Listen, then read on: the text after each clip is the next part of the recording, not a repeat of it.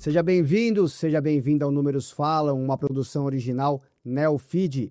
Eu sou o Márcio Croin e no programa de hoje eu recebo Tchê Lima, CEO e diretor de Relações com Investidores do Enjoei. Tchê, tudo bem? Seja bem-vindo.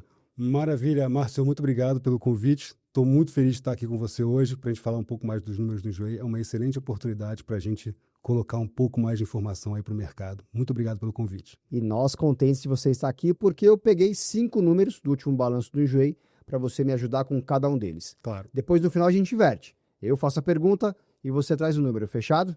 Fechadíssimo. E para você que nos ouve ou nos assiste, todas as informações que a gente traz aqui são públicas e estão disponíveis no site de Relações com Investidores do Enjoei. Tchê, primeira pergunta para você é a seguinte: 41% foi o crescimento do GMV, ou valor bruto de mercadorias, para 1.640 bilhões de reais entre 2023 e 2024 do Enjoei. Por que essa expansão tão grande em 12 meses? Olha, eu digo que o nosso sal, pimenta e azeite aqui da nossa receita é simples, né? A gente cresce como qualquer marketplace. Traz mais vendedor, a gente tem um giro contratado na plataforma, né? O que chama de sell-through rate. Então, se a gente cresce inventário, a gente cresce venda. A gente teve um aumento expressivo de inventário. Inventário são produtos listados na plataforma. A gente teve bastante desse aumento, a gente vinha investindo no nosso aumento de vendedores. E graças a esse aumento, a gente teve um crescimento expressivo. Por quê? Eu gosto de alguns números aqui. Por volta de 55% a 57% no ano inteiro dos nossos compradores vão ter uma transação no ano, né? Quer dizer, ele não quer dizer que ele não é um usuário recorrente nem novo. É a pessoa que compra uma vez. Né? Você pode ter que ser cliente de uma loja, mas você vai uma vez. Os outros percentuais, né, que vai variar aqui de 45% em diante, compram duas ou mais, esses têm em média 8,5 transações por ano. É um número alto, bem alto, hein? E expressivo de transações. E eles promovem esse giro na plataforma. Então, se eu trago mais inventário, mesmo que eu não cresça o número de usuários, eu tenho usuários suficientes na minha base que aumenta a sua recorrência de maneira natural, trazendo esse crescimento muito vinculado ao inventário.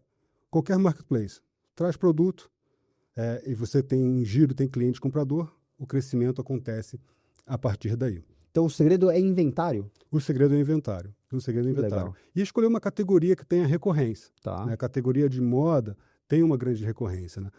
Vamos dizer assim, por a gente ter um número expressivo de marcas distintas na plataforma, mesmo que um cliente seja um cliente eventual de uma marca que ele goste, vamos dar exemplo aqui, uma marca qualquer aqui, uma marca boa, por exemplo, uma Farm, uma Zara, ele vai ter uma frequência X. Tá. A gente tem aqui a Farm, tem a Zara, tem a Arezzo, tem todas as marcas aqui. Então a gente junta a frequência de todos esses usuários numa única plataforma. Então isso aqui é o que sustenta. Recorrência é o segredo, inventário é o segredo também. Como a gente aumentou o inventário, tem uma base bastante recorrente, o crescimento vem a carrego. E quanto mais esse cara compra, mais é a tendência dele repetir esta compra? Tem alguma coisa que te mostre isso? Sim. O número de recompra é bastante alto, né? Então, esse 8,5 é quase uma vez por mês, né? Que os usuários compram, nossos clientes compram na plataforma. Então, o número de transações repetidas, né, de clientes recorrentes, ano a ano, é bastante expressivo. Isso dá uma certa confiança, porque a gente tem até digamos assim, uma receita contratada. Tá. Né? Acontece do mesmo lado dos vendedores. Se o vendedor ele encontra uma plataforma que ele tem venda e tem um bom giro, ele vai ficar recorrente também. Você mantém uma recorrência do seller, coloca uma recorrência do buyer, e aí a sua plataforma gira cada vez mais. Né? Então, esse aí é o grande segredo. Muito legal. Tia, segundo número para você. 14.900.000 reais foi o EBITDA ajustado do Enjoei em 2024, uma reversão sobre o resultado negativo de 13.500.000 reais de 2023. Quais foram as decisões da gestão que viraram esse indicador? A gente vê numa crescente de receita líquida, né? Receita líquida é aquela que é a primeira linha que vai transformar aqui essa reversão do EBITDA, né? Por crescimento. Tivemos 36% de crescimento de receita líquida. Vínhamos já de uma trajetória muito importante de aumento de margem bruta da companhia, né? Quer dizer, dando mais lucro bruto. Né? Quando a gente olha, alguns anos atrás, em 2021, na fase de crescimento, ele estava em 26 pontos percentuais de margem bruta, agora está em 56, ou seja, 30 pontos percentuais, né, nos últimos anos. E de um ano para o outro, a gente ainda teve aí um crescimento de 6 pontos percentuais, que estava em 46 no último trimestre de 2024, né, para o último trimestre de 2023 para 2024, a gente ainda teve aí 6 pontos percentuais. Então, já vinha numa trajetória, né, porque o que a gente fez, né, no período passado? A gente vinha trazendo muito usuário comprador e vendedor, né? A gente passou um período que a gente sacrificou um pouco a nossa margem por conta disso. A gente entendia que era um momento... É um CAC, né? É um CAC. Ali a gente teve um boom, né? Depois de pandemia, todo mundo foi para a internet comprar e vender. Né? A gente tinha que dar liquidez, formar essa base muito rapidamente. A gente formou, usou a margem durante um tempo, ganhou escala, ganhou capacidade de diluir custo, capacidade de diluir despesa. Aí chegou num ponto ótimo e a gente continuou, através do tempo, né, de um ano para o outro, usando 24 e 25, com um poder dilutivo ainda muito forte. Capacidade de diluir despesa e de diluir custo. A gente diluiu bastante custo, né, a gente está falando de EBITDA aqui, né, uma coisa falando da outra. De custo, a gente conseguiu, por ter uma capilaridade de vendedores, né, ter uma dinâmica de frete, onde a gente conseguia aproximar o comprador do vendedor e ter um frete mais baixo, né, com produtos suficientes para não ter problema de liquidez e também frequência de compra. Então, a gente conseguiu diluir o frete.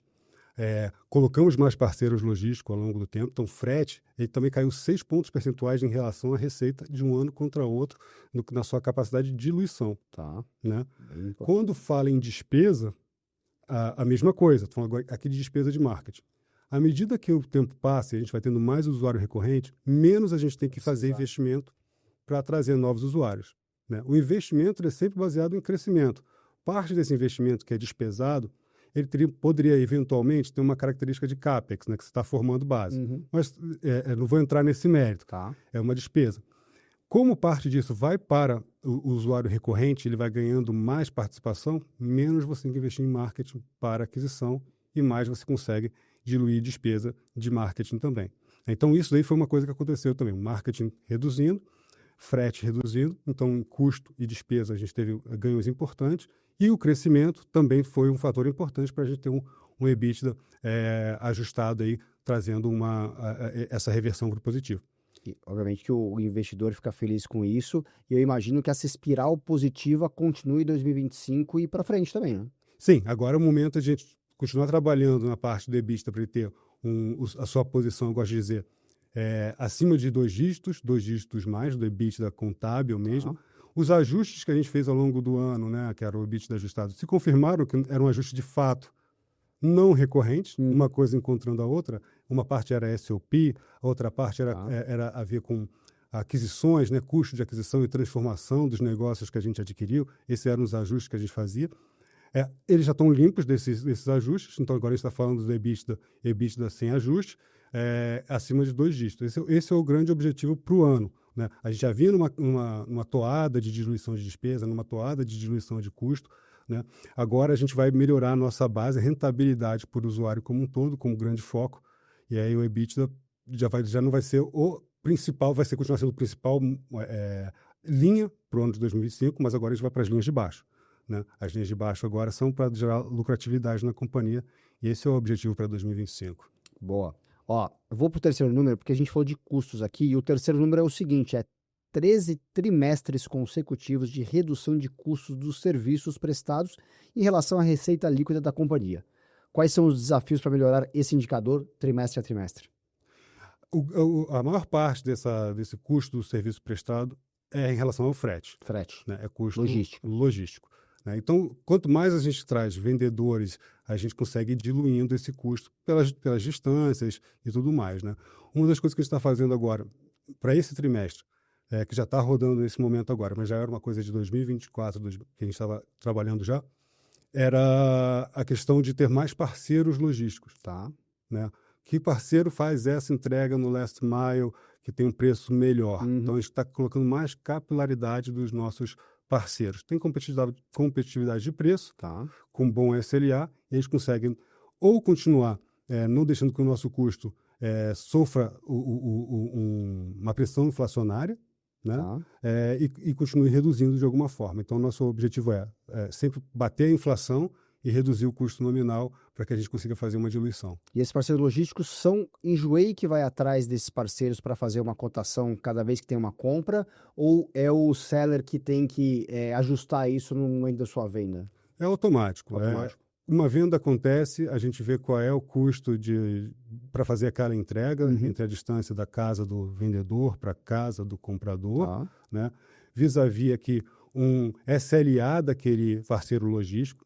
Outra coisa que a gente leva em consideração é a distância que existe da casa do nosso vendedor, para ele não andar muito. Quer dizer, então a gente tem uma cobertura. Hoje a gente tem mais de 12 mil pontos no Brasil afora com todos os nossos parceiros. Ou seja, sempre tem um ponto até 300 metros da casa do nosso vendedor. A gente entende isso como comodidade, a gente entende isso como fator de retenção desse vendedor e também como um fator de redução de custo como um todo. Então a gente olha esses 3 eixos.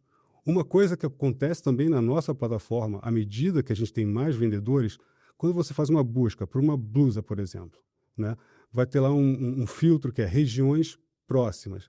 Significa o quê? Não é que more perto de você, mas quantos produtos a gente vai entregar que tenha um número suficiente de itens à sua disposição, que não vai reduzir a sua conversão, mas que prioritariamente vai trazer aqueles produtos que estão mais próximos. Então, isso aqui ajuda também a reduzir nosso custo com logística. Para o cliente, tempo de entrega faz diferença também? Tem a história de você chegar no mesmo dia, que essa disputa hoje em dia, né, de todo o marketplace, de quanto tempo você consegue entregar mais rápido, né? Faz diferença para esse cara? Faz diferença. Como a gente tem um usuário de alta frequência, né, uma das coisas que faz ele comprar de novo é se um produto já chegou. Então, a gente sabe que quando chega, a próxima compra acontece mais rápido. Então, é super importante esse prazo de entrega. Os nossos vendedores, eles têm um tempo, em média, de entrega muito rápido. Né? E a gente escolhe parceiros também que façam aquela entrega pelo menor custo, com o melhor prazo possível. Né? Então, isso a gente equilibra o tempo todo. Faz diferença para todo mundo prazo de entrega. Isso aí não tem dúvida. Às vezes parece uma loucura, né? Em 2 horas vai chegar na sua casa e falar, não é possível que esse cara consegue ter um produto tão perto assim, né?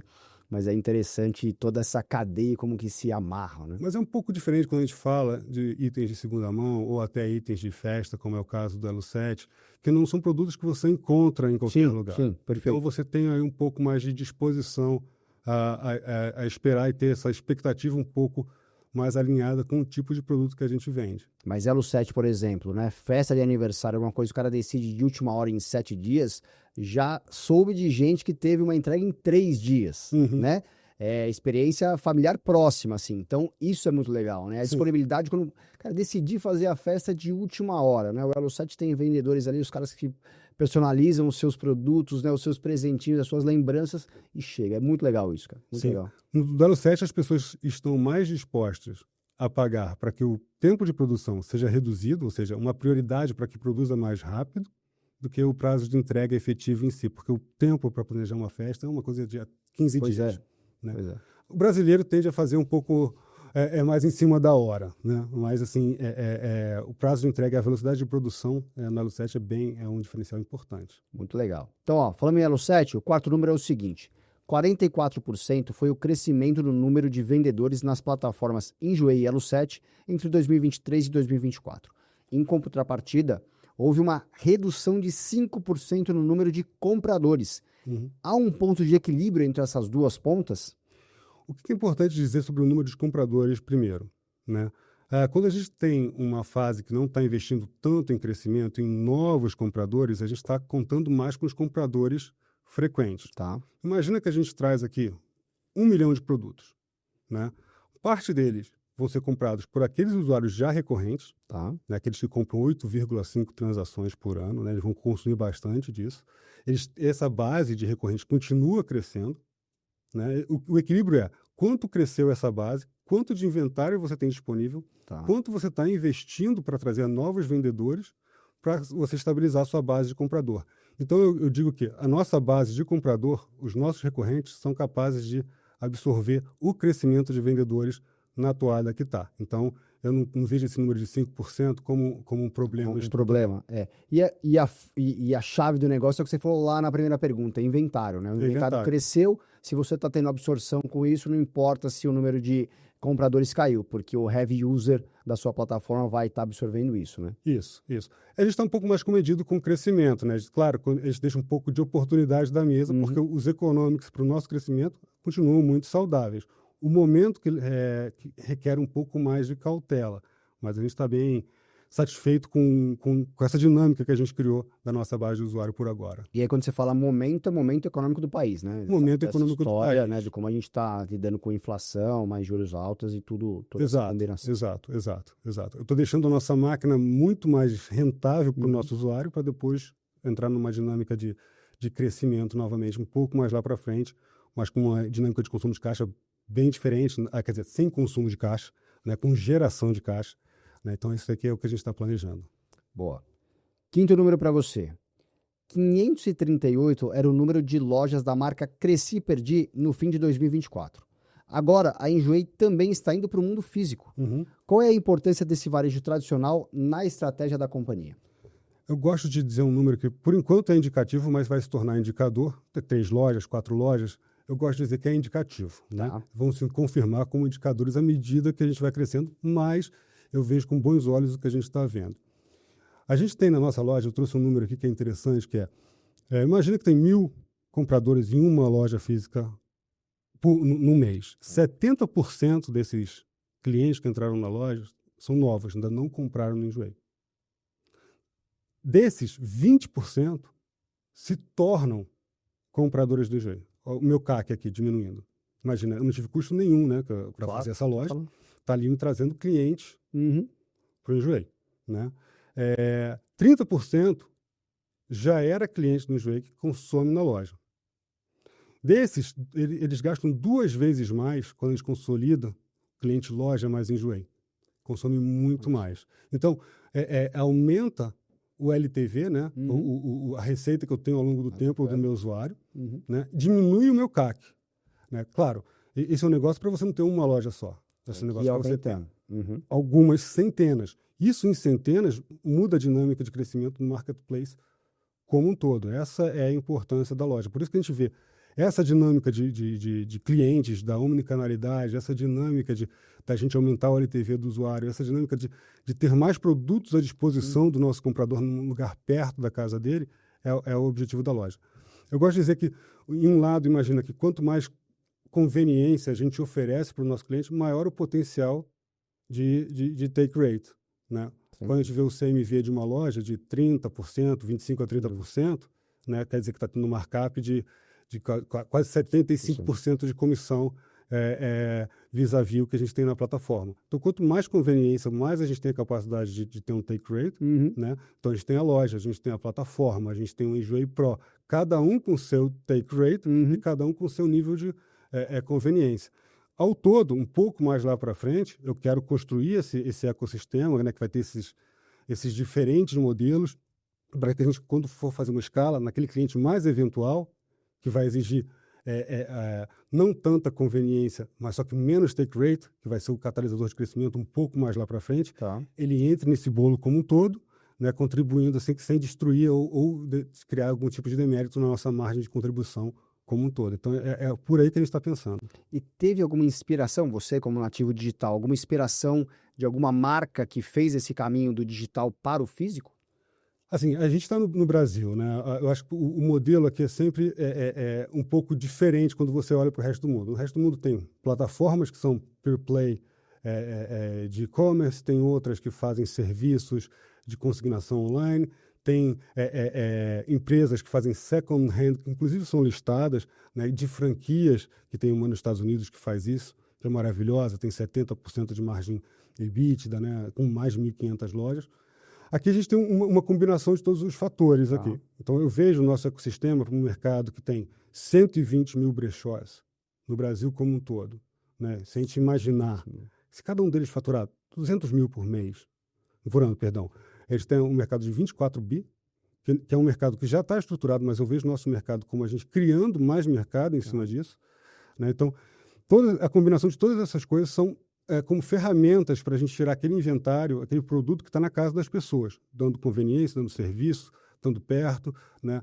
Aí, unindo online e físico. Então, a gente vê essa combinação como esse nosso ecossistema completo mesmo para a gente ser a gente já é o grande líder nesse mercado, mas líder do mercado como um todo e transformando ele, né? São 120 mil brechós, mas a gente sabe que consegue fazer de maneira muito mais eficiente. Sabe, falando é que o mercado de segunda mão no Brasil ainda não chegou na sua maturidade, né? Ainda falta um espaço aí para você chegar nesse momento aí e aproveitar toda essa economia que pode gerar em torno dele. Perfeitamente. Existe que já existia, que são esses que eu falei, Perfeito. e agora esse que a gente está criando, exatamente como você trouxe, né? Então, o online eu acho que não toma desse físico que está estabelecido, né? Tanto que quando a gente vê, no número que eu disse aqui, 30% do nosso cliente está indo nas nossas lojas, 70% ainda é novo, tem muita coisa que a nossa marca proporciona para esse mercado ter uma nova dinâmica como um todo. A gente está muito entusiasmado com o que tem para o futuro. Claro, fazendo o dever de casa.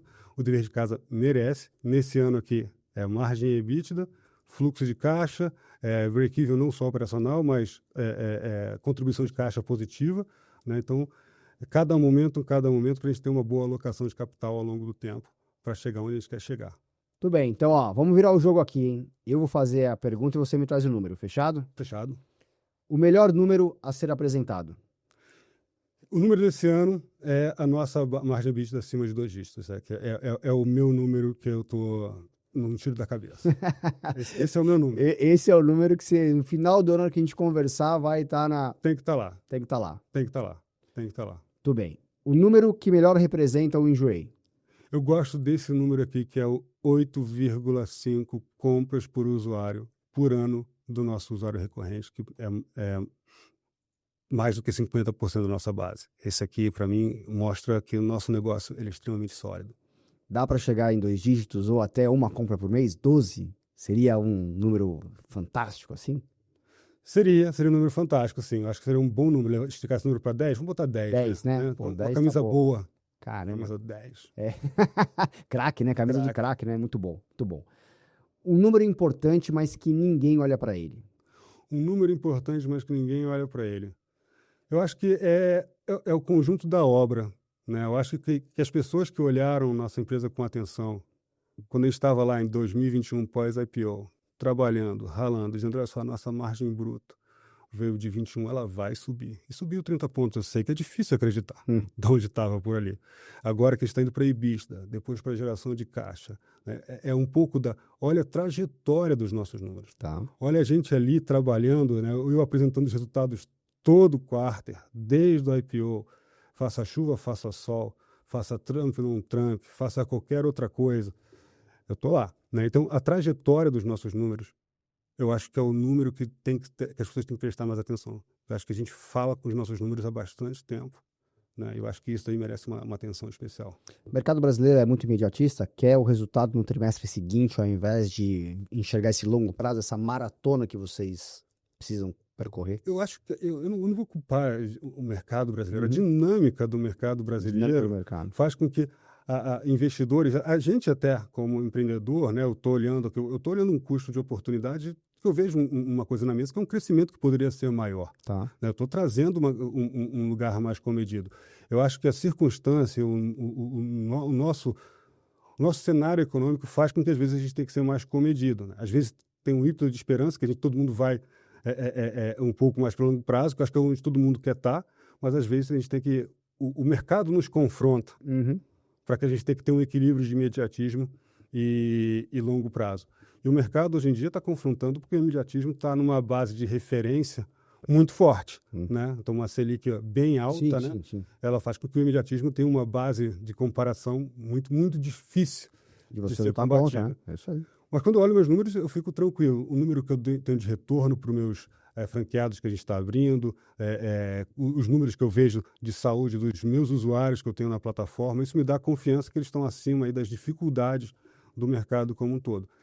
E eu só estou sendo comedido para esse ponto de crescimento, para a alocação de capital como um todo. O meu pensamento também é meio que na linha de como é que as pessoas pensam no valor do dinheiro no tempo também. Isso aí não difere muito do meu jeito de pensar. Boa. o número que não sai da sua cabeça. Você já falou que aquele, né, já tem um númerozinho ali, né? Mas qual é o número que não sai da sua cabeça? O segundo. O número que não sai da minha cabeça é 30 lojas, 30 lojas. né, vendidas, 15 em operação, né, 5 pelo menos delas há mais de 6 meses operando, né? Esse é o número que não sai da minha cabeça, porque isso é uma parte estratégica muito importante do negócio. E eu quero ver essa marca do Enjoei Brasil afora. E o começo está sendo bom. Estreamos uma loja em Goiânia, agora, com a primeira franqueada efetiva. A loja foi um sucesso. Eu quero ter essa sensação muito mais vezes. Está indo super bem, foi a melhor inauguração de todas. Loja lotada, né, faturamento super bom. Então eu quero ver isso aí acontecendo muito, muito, muito mais vezes. Esses números você já apresenta no balanço do primeiro trimestre de 2025. Os números do faturamento das lojas. Essas primeiras lojas, esse de Goiânia, por exemplo, já vai aparecer, sim, se já consegue apresentar. Sim, já consegue apresentar alguma coisa nessa direção. Claro que ela vai estar inaugurando, né? Que no período de inauguração tem uma força maior, por isso que eu gosto desses 6 meses operando, porque dá proxy completo, porque o nosso objetivo aqui eu tenho mais ou menos uns 1.000 vendedores no Enjoei, plataforma online, que faturam 150, 100 a 150 mil reais no ano. Está trabalhando em casa. Tá. Né? Para mim, esse é o ponto final da plataforma e o início dos franqueados. Tá. Né? Agora eu quero mais franqueados, levando a marca para vender mais e fazendo negócios agora no mundo do empreendedorismo. Né?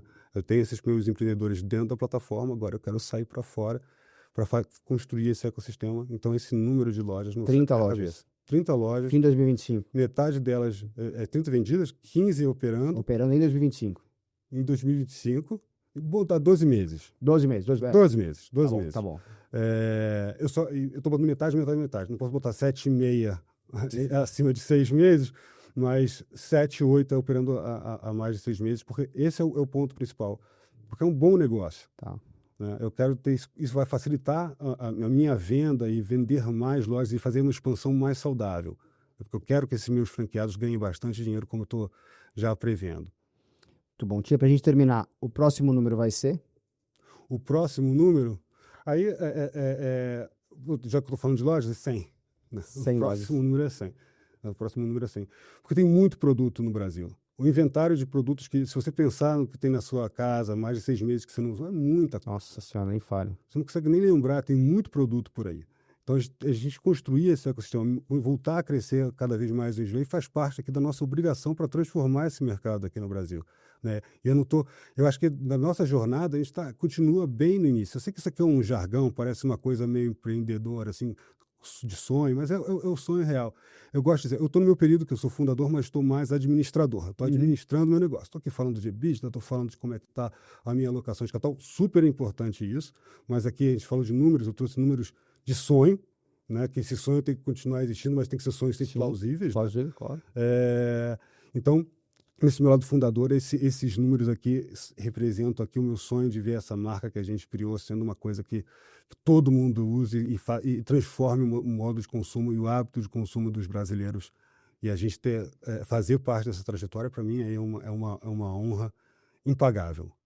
Tia, obrigado, viu, pela sua participação e pela sua vinda aqui no estúdio do Neofeed. Muito obrigado, Márcio. Muito obrigado. Sucesso para todos nós. Para nós. E obrigado a você que nos ouviu, nos assistiu. Aproveite para compartilhar o programa com o Enjoei para mais gente conhecer a estratégia do negócio da plataforma.